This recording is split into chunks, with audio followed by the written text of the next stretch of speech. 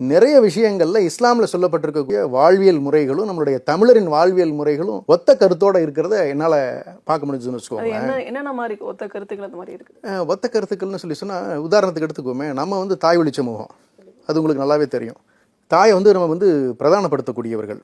அங்கே தாய்க்கு தான் வந்து ஒரு முதன்மையான நிலையில் பெண்மைக்கும் தாய்க்கும் முக்கியத்துவம் கொடுத்துருக்கக்கூடிய சமூகமாக அது இருக்குது. நீங்கள் நினச்சிட்டு இருக்கிறீங்க, அதாவது பர்தா போட்டு அங்கே இருக்கக்கூடிய பெண்கள்லாம் வந்து வெளியவே வர்றது கிடையாது, இந்த சமூகத்தில் பெரும் பங்களிப்பு அவங்களுக்கு இருக்கிறது இல்லை, அவங்கெல்லாம் வந்து கட்டாயப்படுத்தப்பட்டு அப்படி இருக்க வைக்கிறார்கள்னு நினைக்கிறது அறியாமையினால் வேணால் அந்த மாதிரி இருக்கலாம். குற்றச்சாட்டு தான் இன்னும் சொல்லப்பட்டு அது தவறுங்கிறத நான் சொல்ல வரேன்.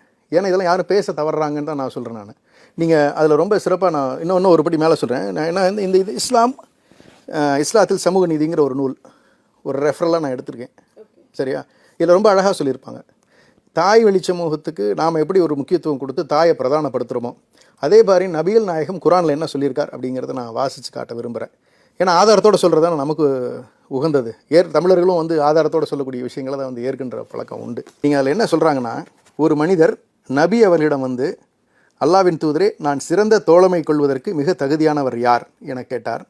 அதற்கு அன்னார், உமது தாய் என்றார்கள். பிறகு யார் என அவர் மீண்டும் கேட்டபோது, உமது தாய் என பதிலளித்தார்கள். பிறகு யார் என மூன்றாவது முறை கேட்டபோதும் உமது தாய் என்றே கூறினார்கள். 3 முறை கேட்டபோது தாய் தான் சொல்றாரு. தோழமைங்கிறது என்ன? அவங்ககிட்ட இருந்தால் நீங்கள் பழக்க வழக்கங்கள் எல்லாத்தையும் நீங்கள் கற்றுக்க முடியும்.